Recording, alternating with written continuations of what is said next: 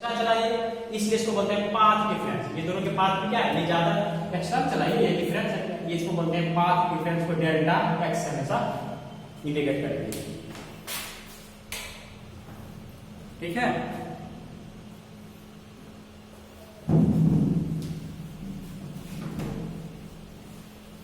ध्यान से देखो, ये रहा एक्सपेरिमेंट, ये लिखा देखो डी बचने से ग्रेटर है, रे 1 and 2 will be approximately parallel।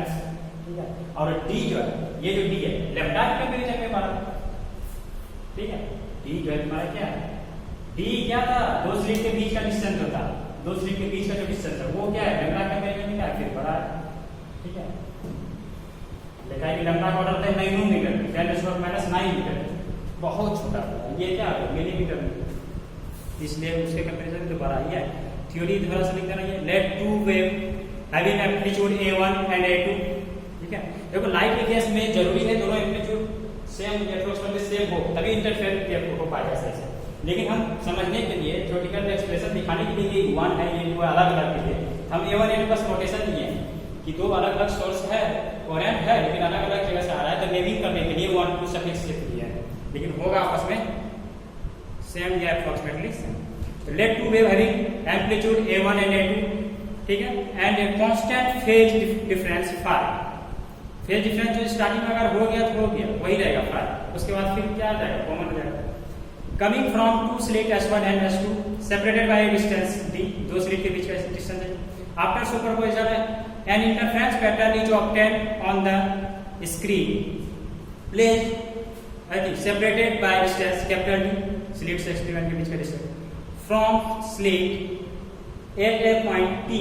which is y distance from the center of the screen। कोई पॉइंट P लिए, देखो ये कोई पॉइंट P है, ये कोई जनरल कोई डेरिवेशन नहीं कर पता करने के लिए, कोई जनरल पॉइंट P लिए जो कि क्या है, सेंटर से क्या है y डिस्टेंस पे, वही कर, ठीक है, करके दिखाना है ना, तो वही दिखा रहे distance y from the center of the screen। Clear है, two wave are separated sorry represented है, मान लेते हैं दो वेव है, दो वेव था एक 1 एंड 2, मान लेते हैं पहला इक्वेशन क्या होगा, y1 equal to A1 sin omega, क्योंकि साइनसोइडल वेव क्या होता है, साइनसोइडल फंक्शन, और उसका जो कोएफिशिएंट है वो क्या इंडिकेट करता है, एम्पलीट्यूड। ठीक है, A1 sin ओमेगा 2, उसी तरह से y2 जो होगा दूसरा होगा वो एम्पलीट्यूड, यहां नोटेशन है अलग नोटेशन है, A2 sin, ये भी साइनसोइडल, ये भी तो होगा sin omega t plus phi, क्योंकि हो सकता है कि दोनों में फेज का डिफरेंस, इनिशियल फेज में डिफरेंस कुछ ना कुछ आ जाए, और जो आ गया एक बार वही रहेगा आगे, क्योंकि कोहेरेंट सोर्स है। ठीक है, चाहो तो तुम यहाँ पे 0 भी हो सकता है, ठीक है, सिमेट्रिक अगर होगा तो ये 0 भी हो सकता है, लेकिन मान लेते हैं नहीं हो पाया सिमेट्रिकल, ठीक है, तो फाइल लेते हैं कुछ आ गया मान लेते हैं, फिर बाद में अगर ऐसा होगा कंडीशन लगा देंगे फाइल, ठीक है, A2 sin omega t plus amplitude दोनों का अलग होगा, बस नोटेशन ले, ठीक है, ले लिए। अब क्या करना है, आफ्टर सुपरपोजिशन, सुपरपोजिशन लॉ क्या कहता है, वेक्टर सम करेंगे, आफ्टर सुपरपोजिशन y1 क्या आ जाएगा, y1 प्लस y2 दोनों को रख दो, A1 sin ओमेगा t ये था, ये था A2 sin ओमेगा t, दोनों को रख दिए, उसके बाद क्या किए, A sin A plus b, ये A मान लो, ये b मान लो, sin A प्लस b पे एक्सपेंड कर दिए, क्या होता है sin A into cos b plus cos A into sin, उसी पे एक्सपेंड कर दिए, A2 तो कॉमन है सबके लिए। उसके बाद क्या कि यहाँ sin ओमेगा t लिखा है, यहाँ sin ओमेगा t लिखा है, लिखा एक साथ कॉमन ले ली sin ओमेगा t, ऐसा हो गया। और यहाँ देखो दो चीज बचा है, जो बचा यहाँ पे लिख एक ही चीज बचा था, A2 cos omega t sin, ये इसको लिख, ये दोनों में तो कॉमन है। अब क्या किए हम, क्या देखो A1 क्या है, कांस्टेंट एम्पलीट्यूड है, A2 भी कांस्टेंट एम्पलीट्यूड है, फाई भी तो कांस्टेंट है, phase difference constant phase difference है, ये पूरा का पूरा अगर एंगल कांस्टेंट है cos फाई का वैल्यू भी क्या होगा, कांस्टेंट होगा, ये भी कांस्टेंट, ये भी कांस्टेंट, ये भी कांस्टेंट, ये पूरा का पूरा टर्म क्या हो गया, कांस्टेंट हो गया है। इसलिए हम मान लेते हैं कि ये जो term A1 plus A2 cos phi चूंकि कांस्टेंट है, इसलिए इसको हम नया नाम लेते हैं A cos थीटा मान लेते हैं। ठीक है, उसी तरीके से इधर A2 कांस्टेंट है, sin फाई, फाई कांस्टेंट है तो sin फाई का वैल्यू भी क्या हो गया, कांस्टेंट हो गया, ये कांस्टेंट, ये कांस्टेंट, ये पूरा का पूरा ये कांस्टेंट, ये नया कांस्टेंट मान लेते हैं, A2 sin फाई का नया कांस्टेंट है, sin थीटा मान लिया, इस तरह से देखो। उसके बाद क्या किया, ये दो इक्वेशन 2 3 जो दिख रहा है, इसको हम क्या किए, पुट कर दिए, ये जो माने हैं इसको क्या किए, उसमें पुट कर दिए। ठीक है, इसके जगह पे पुट कर दिया क्या, a cos थीटा, इसके जगह क्या पुट कर दिया हमने, a sin थीटा। पुट करने के बाद हमको ये दिख रहा है ऐसा। उसके बाद क्या किया हमने, देखो a cos theta into sin a sin, देखो a sin a into cos b plus cos a into sin, ये तो कॉमन है, sin a into cos b plus cos a into sin, क्या है sin a प्लस b का formula वही कर दिया, sin a plus b sin omega t plus कोई भी थीटा इधर लेके या करके बात की है, a sin omega t plus theta. ये एक नया इक्वेशन बन के आ गया चौथा। ये चौथा जो इक्वेशन है, ये कौन सा इक्वेशन है, सुपरपोजिशन के बाद का है। देखो अभी जो था y क्या था, y1 प्लस y2, सुपरपोजिशन के बाद का है ये सुपरपोजिशन के बाद का है ये y, ठीक है। सुपरपोज करने के बाद y बराबर ये जो है रिजल्टेंट, सुपरपोज करने के बाद का है इक्वेशन को रिप्रेजेंट वही लिखा है, a wave after superposition which amplitude ये क्या है, इसका एम्पलीट्यूड बोले, जो भी साइन फंक्शन उसका कोएफिशिएंट क्या देता है तुम्हारा, एम्पलीट्यूड, और ये तुम्हारा है तुम्हारा पूरा ये एंगल, ठीक है। और यहाँ पे थीटा क्या है, अगर सिर्फ थीटा का बात करें, पूरा एंगल में अगर थीटा का बात करें तो थीटा यहाँ पे क्या है, डिफरेंस है किसके बीच का, इनिशियल के बीच में, इनिशियल के साथ रिजल्टेंट वेव का इनिशियल के साथ ये एंगल, ठीक है, रिजल्टेंट सुपरपोजिशन और amplitude A and phase difference with first wave is theta. First wave के साथ कैसे दिखाएंगे ग्राफिकली, ठीक है। उसके बाद एक्सप्रेशन आता है एम्पलीट्यूड क्या है, यहां तक क्लियर है, amplitude of the resultant wave, amplitude of the resultant wave, ठीक है। हम क्या करते हैं, जो इक्वेशन 2 और 3 है, जो इक्वेशन 2 और 3 है उसको दोनों तरफ स्क्वायरिंग करके ऐड कर देते हैं, ठीक है। इक्वेशन 2 तुम्हारा था, इसको स्क्वायर, इक्वेशन 3 था, इसको स्क्वायर, दोनों को स्क्वायर करके क्या कर दो, ऐड कर दो, ठीक है, इक्वेशन 2, ठीक है, वही है squaring both equation 2 and add, square करके ऐड कर दो, तो ये आ गया सिंपल। इसी को देखो cos square theta sin square theta, common लेने के बाद क्या आ गया तुम्हारा, एक जगह कर दिया, क्यों, हम जानते हैं cos square theta plus sin square theta बराबर 1 होता है, इसलिए इसको एक जगह कर दिया, इधर दिख रहा होगा कहीं sin स्क्वायर था cos स्क्वायर था, दोनों के क्या कर लेंगे, एक जगह कर लेंगे, क्यों जानते हैं इसका वैल्यू 1 होता है। इस तरह से ये 1 हो गया, ये भी 1 हो गया, जो बचा रेस्ट हमारा ये बच गया शेष, ठीक है। यहाँ पे देखो ये स्क्वायर, ये ऊपर से क्या है स्क्वायर होता जाएगा, ये हो गया रिजल्टेंट एम्पलीट्यूड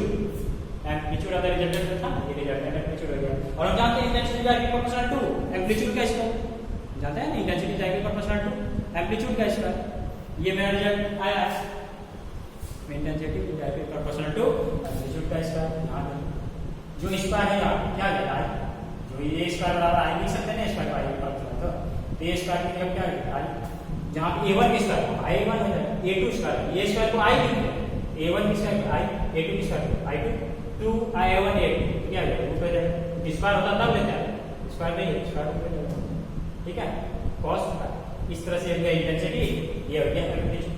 का रिजल्ट, ठीक है। ग्राफिकली अगर देखना उसको ऐसे भी देख सकता है, ध्यान से देखना, ध्यान से, ये तुम्हारा क्या है, एक मान लो क्या है, ये a1 पहला वेव, ये क्या है तुम्हारा मान लो दूसरा वेव, दोनों के बीच का कांस्टेंट फेज डिफरेंस का, इसका एम्पलीट्यूड क्या है तुम्हारा a2 है ना, ये a1 a2, दोनों के बीच का फेज डिफरेंस का है। दिखाने के लिए नहीं है अलग अलग, लेकिन होगा क्रॉस ऊपर दिखाने के लिए, ताकि देखिए विजुअलाइज हो पाए, अलग अलग है, इसका लेंथ बड़ा है, जो लेंथ एम्पलीट्यूड को निकाल रहा है, ये भी लेंथ एम्पलीट्यूड a1 a2। अब हम क्या कर रहे हैं, इसका रिजल्ट क्या देखना है, रिजल्ट कैसे निकालना है, पैरेललोग्राम लगा देते हैं इस तरह, इसके पैरेलल में, हाँ नहीं ना पैरेलल में, ध्यान, ये क्या है तुम्हारा, ये जो है यही ना इसके पैरेलल है, ये अगर a2 है, ये भी क्या होगा तुम्हारा a2 होगा, ये भी क्या हो जाएगा तुम्हारा a2, ठीक है, पैरेललोग्राम पास, ठीक है। अगर ये a2 है और ये रे दोनों क्या आपस में पैरेलल, हम जानते हैं किसी भी वेक्टर को मैग्नीट्यूड और डायरेक्शन से रखते हुए कहीं भी प्लेस डालते हैं, थोड़ी फर्क पड़ेगा, मैग्नीट्यूड तो वही रहेगा, डायरेक्शन भी तो वही है, ठीक है। ये अगर फाई है, ये भी क्या होगा फाई होगा इसके साथ नहीं, अगर इसको मिला दो इस तरह से परपेंडिकुलर ड्रॉ कर दो, तो ये अगर फाई है, ये a2 है, तो ये कितना हो जाएगा a2 cos का, ये तुम्हारा a1 है, तुम्हारा देख ही रहे हो a1 है, यहाँ से देखिए ये अगर a2 cos का, ये a जानते हैं इधर a2 है, इधर क्या आ जाएगा फाई, a2 cos का, और इधर क्या आ जाएगा तुम्हारा a2 sin, नहीं वही चीज, ये अगर a2 है a2 cos फाई, और इधर क्या आ जाएगा, इधर बोलो ये और ये पैरेलल, ये भी क्या करेगा a2 sin फाई, ये हो गया तुम्हारा क्या a2 sin फाई। क्लियर है? अब देखो रिजल्टेंट कौन सा है तुम्हारा, पैरेललोग्राम को देखिए ये ना था रिजल्टेंट तुम्हारा, ये जो है ये है तुम्हारा रिजल्टेंट, ये तुम्हारा रिजल्टेंट का एम्पलीट्यूड ये मान, ये है रिजल्टेंट। ये कैसे आएगा रिजल्टेंट, यही अपना टारगेट है, ये निकालना, ये कैसे निकालेंगे, ये देखो पाइथागोरस ट्रायंगल लगा, ये 90 डिग्री है, पाइथागोरस से निकाल this square plus this square बराबर दिस स्क्वायर, नहीं तो देखो यहाँ लिख सकते हैं a स्क्वायर इक्वल दिस का स्क्वायर, ये क्या है तुम्हारा a1 plus a2 cos phi का होल स्क्वायर प्लस ये इसका स्क्वायर a2 sin फाई का होल स्क्वायर, नहीं हाइपोटेन्यूज का स्क्वायर बराबर b का स्क्वायर प्लस b का स्क्वायर, परपेंडिकुलर के स्क्वायर प्लस b का स्क्वायर है ना, h स्क्वायर बराबर b square plus b square, b क्या है तुम्हारा मान रखते हैं, ये है तुम्हारा आंसर क्या रिजल्टेंट के साथ जो बना था, ये तुम्हारा फर्स्ट वेव था a1 देख लो इसके साथ, और ये तुम्हारा रिजल्टेंट वेव है वेव वाला, ये दोनों के बीच एंगल कुछ होगा नहीं पता, मान लेते हो क्या है थीटा, ठीक है। अगर ये थीटा है तो ये लगा दी Pythagoras h square b square plus b square, p क्या है थीटा के सामने वाला a2 sin फाई क्या आएगा तुम्हारा p स्क्वायर, p कोई दिक्कत नहीं, b ये भी एक बात देखिए, b बेस तुम्हारा ये था टोटल, ये था हाइपोटेन्यूज, इसको सॉल्व करेंगे तो आ जाएगा तुरंत ये इसका a1 की स्क्वायर प्लस a2 की square plus 2a1 a2 cos phi, यही आएगा, कर लो के देख लो यही आएगा। अब अगर ठीक है सब्स्टिट्यूट वेक्टर पॉइंट ये तो मैग्नीट्यूड है, डायरेक्शन क्या होगा, डायरेक्शन के लिए बनाएगा फर्स्ट वेव के साथ अगर देखें तो लगा दो tan theta, simple tan theta बराबर क्या आ जाएगा a2 sin phi, tan theta बराबर p by h, sorry p by b, ये p ये बेस p क्या है हमारा a2 sin phi, a2 sin phi base क्या है हमारा, ये पूरा है ये ना base a1 plus a2 cos phi, a1 plus a2 cos phi, ये ग्राफिकली हम दिखा रहे थोड़े से ग्राफिकली दिखा रहे, ये हो गया डायरेक्शन थीटा फर्स्ट वेव के साथ, ये थीटा क्या है फर्स्ट वेव के साथ, फर्स्ट था ना ये पहले वेव के साथ नहीं, ये थीटा रिजल्टेंट, ये पहला वेव एम्पलीट्यूड, ये रिजल्टेंट का एम्पलीट्यूड, दोनों के बीच का एंगल थीटा मान लेते हैं, कुछ अलग होगा क्या होगा वहां से निकाल सकते हैं, इस तरह से दिखा सकते हैं, या फिर जो इक्वेशन बना के ला रहे थे उस इक्वेशन को उससे भी हम कर सकते हैं, इक्वेशन 3/2 कर दो तुमके को आ जाएगा, देखो दिखा थ्योरेटिकली भी दिखा सकते हैं तुम इस तरह से, क्या कर दो इक्वेशन यहाँ हम ग्राफ दिखाएं अभी समझा दूं वही चीज है, या इक्वेशन 3/2 कर दो तो वही चीज आ जाएगी सेम, या फिर ग्राफ से भी डायरेक्ट tan थीटा यहाँ से लगा सकते हो, tan थीटा बराबर 20/20 हो गया यहाँ से। अब क्या है intensity of the resultant, intensity हम जानते हैं कि आइडियल प्रोपोर्शनल टू एम्पलीट्यूड का स्क्वायर होता है, और एम्पलीट्यूड का एक्सप्रेशन ये आ चुका है, इस तरह से पुट कर दिए, इसका जगह i a1 इसका जगह i1 a2 इसका जगह i2 2a1 a2 की जगह रूट अंडर लग गया क्योंकि स्क्वायर नहीं है cos फाई रह गया, ये मान लेते हैं अगर सब कुछ करो i1 बराबर i2 हो जाए, मान लेते हैं क्या है बराबर, क्योंकि एम्पलीट्यूड बराबर है ठीक है, तो क्या हो जाएगा बराबर हो जाएगा, i1 बराबर क्या आ जाएगा i2 का जब एम्पलीट्यूड बराबर, मान लेते हैं क्या है i1 क्या कर लिया हम लेट कर, ठीक है। अब क्या होगा पुट कर दो, इसमें पुट करेंगे क्या आ जाएगा i1 plus i1 2 root i1 का cos फाई, यहां से देखो रूट से बाहर निकल गया दो कॉमन में लिखवा है 1 प्लस cos फाई, अब हम जानते हैं 1 प्लस cos फाई क्या आता है 2 cos स्क्वायर फाई बाय 2 है ना, वही कर दिया 2 i1 कोई 1 प्लस cos थीटा बराबर क्या आता है 1 प्लस cos फाई बराबर 2 cos स्क्वायर फाई बाय 2 होता है, यहां से 2 2 क्या हो गया 2 into 2 4 i1 cos square phi by 2, ये हो गया इंटेंसिटी। ये कब होगा जब दोनों क्या होगा बराबर होगा, i1 और i2 इंडिविजुअली दोनों बराबर होगा, जो सुपर खोज कर रहा था। यहाँ देखो देखने में चीज मिल रहा है कि फंक्शन है किसका, ये तो कांस्टेंट है पूरा 4i1 कांस्टेंट है, cos स्क्वायर फाई बाय 2 का क्या है फंक्शन है। अगर मान लेते हैं मैक्सिमम इंटेंसिटी पता करना हो क्या होगा, तो मैक्सिमम इंटेंसिटी के लिए क्या है result 4i1 cos square phi by 2, ये तो कांस्टेंट है, इसका मैक्सिमम वैल्यू ले लेंगे, पूरा का ओवरऑल का वैल्यू क्या होगा मैक्सिमम हो जाएगा, इसका मैक्सिमम वैल्यू क्या हो सकता है 1 नहीं, प्रोबेबिलिटी फंक्शन साइन हो जाएगा तो मैक्सिमम वैल्यू 1 हो जाएगा, ये 1 कब होगा हां ये हो गया, ये कब होगा जब cos फाई बाय 2 का वैल्यू प्लस माइनस कुछ भी होगा क्योंकि स्क्वायर है डिवाइड कर देते हैं, आई मैक्सिमम क्या हो गया तुम्हारा 4i1 cos square phi by 2, cos square phi by 2 का वैल्यू 1, क्या हो गया तुम्हारा आई मैक्स 4 आई, ठीक है 1 लिखो नहीं लिखो बात बरोबर। फिर यहाँ से आई नॉट पुट कर दो 4 आई नॉट की जगह पर लिख सकते हैं आई मैक्स cos का था, ये हो गया तुम्हारा एक्सप्रेशन, ठीक है। उसके बाद देखो कंडीशन 4 क्या, कंडीशन 4 मैक्सिमम इंटेंसिटी ब्राइट एक तरफ डार्क, एक तरफ कर देते हैं ब्राइट के लिए, एक तरफ कर देते हैं डार्क के लिए, साथ साथ कर लेते हैं। डेरिवेशन इसका बहुत इंपॉर्टेंट है, एकदम शॉर्ट में करना, इससे कुछ शॉर्ट हो ही नहीं सकता है, ठीक है। एक ही साथ कर लेते हैं, दोनों समझ आ जाए। मेरा एक रिजल्ट आया था आई का, दिखाई देता है तो देखो आया हुआ I equal to 4 I nought cos square five, इसी का हम हेल्प कर ले लेंगे। 4 आई नॉट याद रखना, 4 cos square five by 2, cos square five by 2 का फंक्शन है, ठीक है। सबसे पहले ब्राइट डार्क दो तरह का पैटर्न मिल रहा था, इधर कंडीशन लेते हैं मैक्सिमम इंटेंसिटी मतलब ब्राइट फ्रिंज के लिए, उधर लेते हैं डार्क, ठीक है। तो मेरा रिजल्ट आया है I equal to 4 I naught, I equal to 4 I naught 4 I naught cos square five by 2, यही आया है। अब देखो cos square five maximum value bright है ना, मैक्सिमम चाहिए, मैक्सिमम कब होगा जब 4 I नॉट इसका वैल्यू मैक्सिमम, ये कांस्टेंट है, ये मैक्सिमम वैल्यू क्या हो सकता है cos स्क्वायर फाइव बाय 2 का मैक्सिमम वैल्यू क्या होगा 1 का होगा, जब cos फाइव बाय 2 का वैल्यू या तो प्लस हो या तो माइनस हो, दोनों कंडीशन में क्या होगा, क्यों क्योंकि स्क्वायर है ना, माइनस भी लेंगे तो भी स्क्वायर करके क्या कर देगा प्लस, तो cos फाइव बाय 2 का वैल्यू प्लस माइनस 1, और ये कहां होता है cos n पाई पे, दिखा देते हैं कैसे, ये cos का ग्राफ, cos का है मैक्सिमम इसका इस तरह से, ये cos का ग्राफ इधर भी होगा इस तरह से, ठीक है, दोनों तरफ से होगा, ठीक है। अब देखो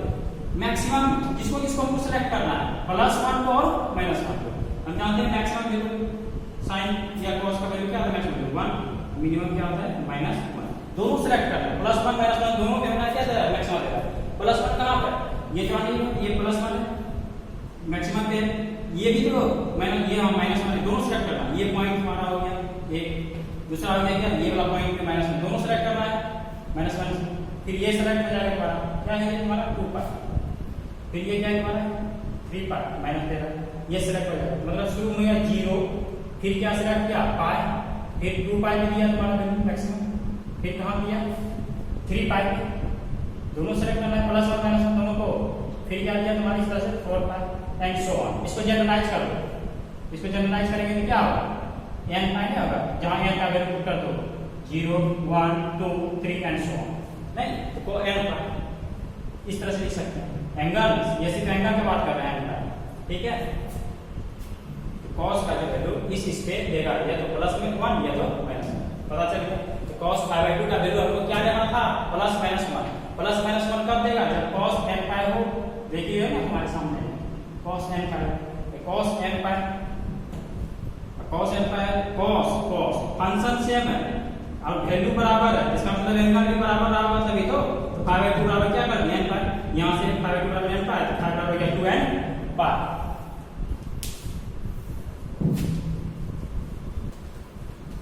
ठीक है। इसी तरह से इसके लिए क्या है मिनिमम इंटेंसिटी, मिनिमम इंटेंसिटी मतलब क्या है, डार्क कोई लाइट नहीं, एकदम क्या हो 0, ज्यादा क्या होगा 0 होगा, इससे क्या होता है ऐसा थोड़ी है कि निगेटिव में लाइट हो, निगेटिव का तो मीनिंग नहीं है, ज्यादा क्या होगा 0 हो इंटेंसिटी, कोई लाइट ही नहीं हो बस, और क्या, तो इंटेंसिटी 0 होगा, मिनिमम क्या होगा 0, 0 कब होगा जब cos स्क्वायर फाइव बाय 2 का वैल्यू 0, क्योंकि 4 I नॉट तो कांस्टेंट है, यही था I equal to 4 I naught cos square five by 2, इसका वैल्यू तुमको क्या चाहिए मिनिमम, मिनिमम कब होगा ये कांस्टेंट है, जब इसका वैल्यू मिनिमम होगा, मिनिमम इसका वैल्यू क्या होगा 0, क्योंकि स्क्वायर फंक्शन है, इसको भी देख सकता है ये स्क्वायर फंक्शन है, जब ये होगा मिनिमम 0 ही हो सकता है, क्योंकि माइनस cos का वैल्यू माइनस भी लगेगा इसका स्क्वायर है क्या कर देगा प्लस, इसलिए इसका मिनिमम वैल्यू 0 ही हो सकता है। इसका 0 कब होगा, इसका वैल्यू 0 कब होगा जब cos 2n - 1, इसी तरह देख लो 0 कहां हो रहा है, यहां देख सकते हैं 0 कहां हो रहा है, यहां हो रहा है, ये क्या है इसका पाई बाय 2, ये क्या है इसका पाई बाय 2, फिर कहां 0 हो रहा है यहाँ, ये 0 क्या है पाई प्लस पाई बाय 2, नहीं pi plus pi by 2, 3 pi by 2 side हो गया, फिर क्या लेंगे यहाँ ये क्या है 5 पाई बाय 2, ये क्या है जो भी देखो 2 पाई प्लस पाई बाय 2 इतना